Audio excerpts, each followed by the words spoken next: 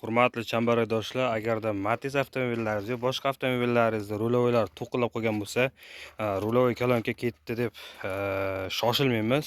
Chunki yana bitta sababi bo'ladi. Hozir sizlarga ko'rsatib o'taman, xudo xolasa o'shani bartaraf qilamiz. Keyin mana shu ovoz yo'qoladi. Mana shu rulovoy pastda ochib olaman hozir mana. Ko'rsataman, mana shu yerda tagasida nima bo'ladi?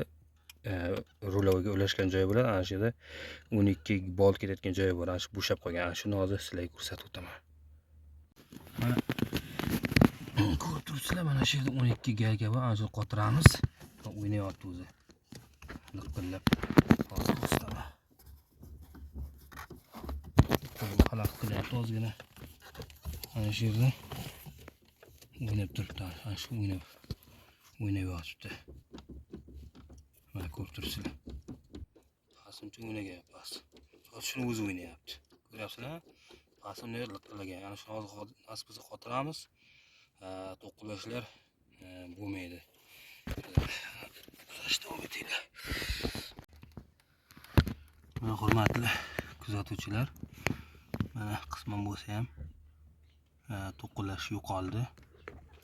Lekin ozgina to'qillash bor, chunki manbalarda o'sha krestavinalarni sal bo'shaganligi evaziganmi mana shu yerlarda ozgina to'qillashlar ovoz chiqyapti, lekin rulovoy kolonkada umuman ovoz yo'q.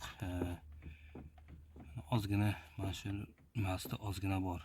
Uni ham bartaraf qilishga harakat qilamiz, chunki xullas shunday. Avvalga qaraganda juda yaxshiroq bo'ldi. Endi mana bu dukurlarda yurgan vaqtda uncha ko'p tuqur qilib miyaga tegmaydi, taqillab yurmaydi. Bizlar kuzatishda davom etinglar. Hozir sizlarga yana bitta layfhak ko'rsataman. Yana bitta mashina bor, mana shu yerda ishlayapti. Lasetti avtomashinalarida tros ligrovka qilish qanday bo'ladi, shuni hozir sizlarga ko'rsatib o'taman.